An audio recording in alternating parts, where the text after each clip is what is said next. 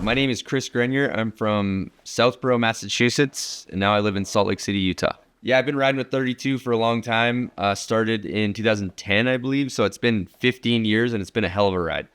My most memorable 32 trip, I would have to say, is it always goes back to the tours. Like, we've done New Zealand tours where we cruise around, but we did a Euro tour years ago, and we went to the UK snow domes, and we went to Italy, and we had the whole crew together, and we're just in the van going to all these small resorts, meeting all these different little communities and cultures within snowboarding and riding, and the team camaraderie with the squad when we all get together is just, it's top notch. I think for me, when I think about maybe my favorite snowboard memories, it is the early video parts. Specifically, I got the opportunity to film for Trends World's Get Real, which totally changed my entire path of my career, if you want to call it that.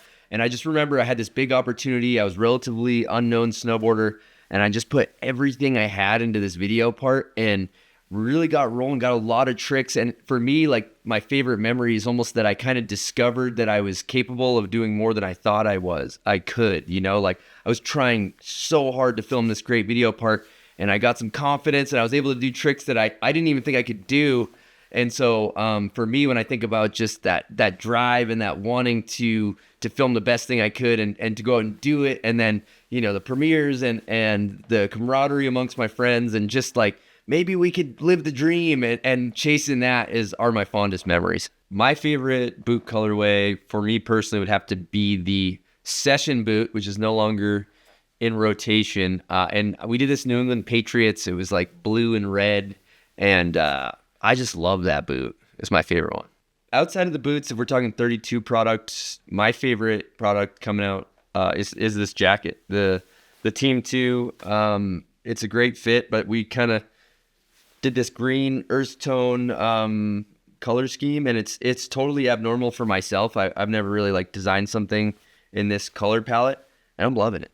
This is just taking inspiration from, I like to ride dirt bikes. I think a lot of the vintage 70s moto culture is really cool, graphically. And so that's where this patch kind of was inspired from. It's just vintage motocross.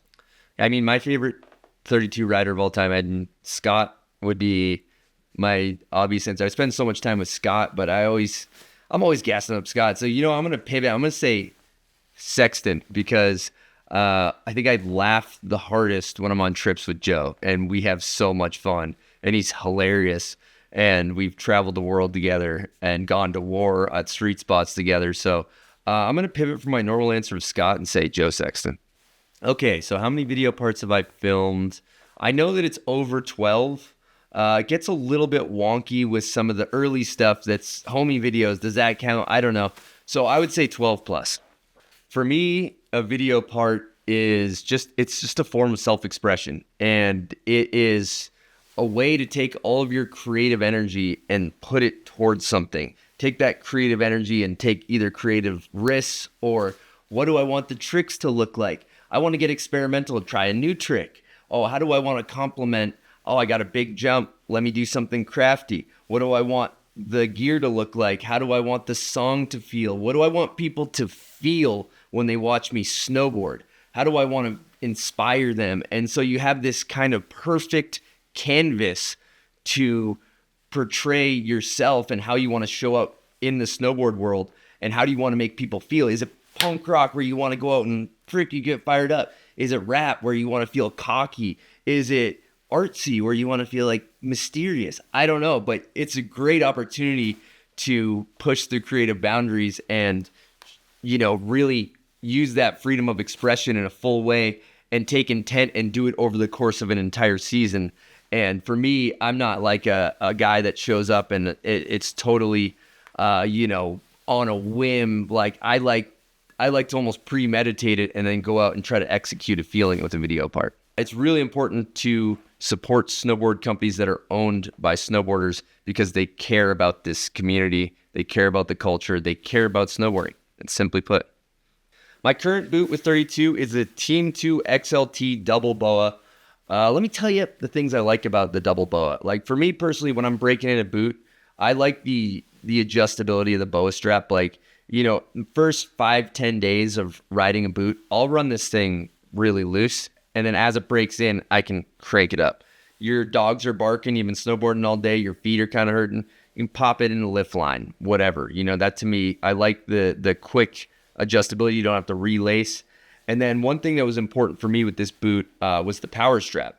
In addition to just being able to really lock your foot in there, it's also great as almost like a safety fail-safe. Like if you're in the mountains and one of these boas happens to break, and you're, let's say, snowmobiling or something, you're way deep out there, you're splitboarding, and your snowboard experience is not going to be good. But I will say that with the power strap, it's going to be still fantastic. I'm loving it. I'm probably 5 days in this year on mine. And one other thing I'll just add in there too is, like, if you really want to improve your boot experience, I would heat mold the liners too, because that right out of the box, you go to a snowboard shop, they heat mold them. Your foot's going to fit in so much better. That's what I did. I never even wore these, went straight to Milosport, heat molded them, and they were great right out of the box.